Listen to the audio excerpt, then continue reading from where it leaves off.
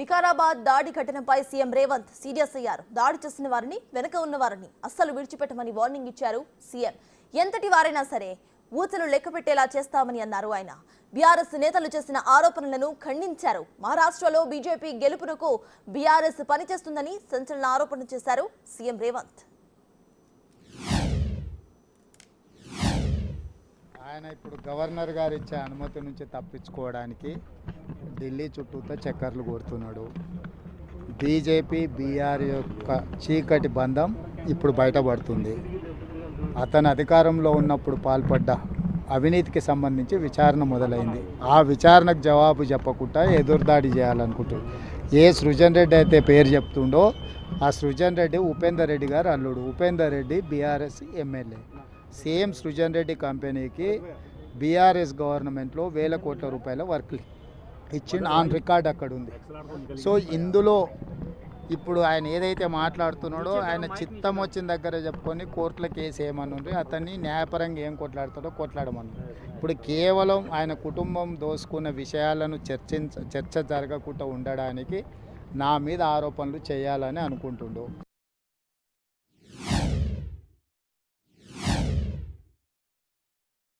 BJP పెద్ద అవినీతి party, బీజేపీనే అంతం చేస్తామని చెప్పిన కేటీఆర్ బీఆర్ఎస్ ఇప్పుడు సేమ్ అదే బీజేపీ వాళ్ళ దగ్గరికి వెళ్ళి మేము లెటర్లు ఇస్తున్నామని అంటున్నారు. దీన్ని ఎట్లా అర్థం చేసుకోవాలి?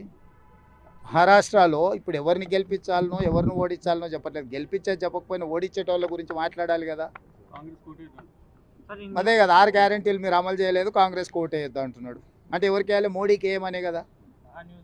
ఇప్పుడు మొదట్లో వాళ్ళు అధికారం కోల్పోయింది, రెండవసారి డిపాజిట్లు కోల్పోయింది, మూడవసారి మెదడు కూడా కోల్పోయింది. దీంతో వాళ్ళకు ఉన్న మెదడు కూడా కోల్పోయిన పరిస్థితులు ఉన్నాయి. వాళ్ళని చూసి జాలిపడడం తప్ప వాళ్ళ గురించి ఇంకా మనం చర్చించుకోవడం వల్ల పెద్ద ప్రయోజనం లేదు.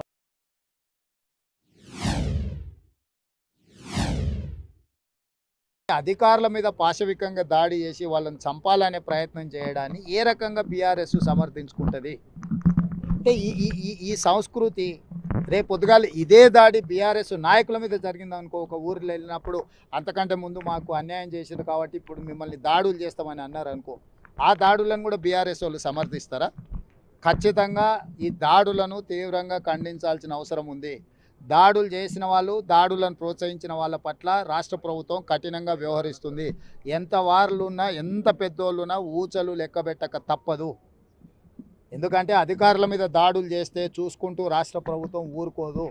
ఈరోజు రెవెన్యూ శాఖ కావచ్చు, పోలీస్ శాఖ అధికారుల మీద దాడులు చేస్తే మేము వాళ్ళకు అండగా నిలబడతాం దాడులు చేసే వాళ్లకు అని చెప్పి ఈరోజు బీఆర్ఎస్ పార్టీ కేటీఆర్ మాట్లాడుతున్నాడంటే వాళ్ళు ఏమనుకుంటున్నారు? అంటే రాష్ట్ర ప్రభుత్వం చూసుకుంటూ ఊరుకుంటుందని అనుకుంటున్నారా?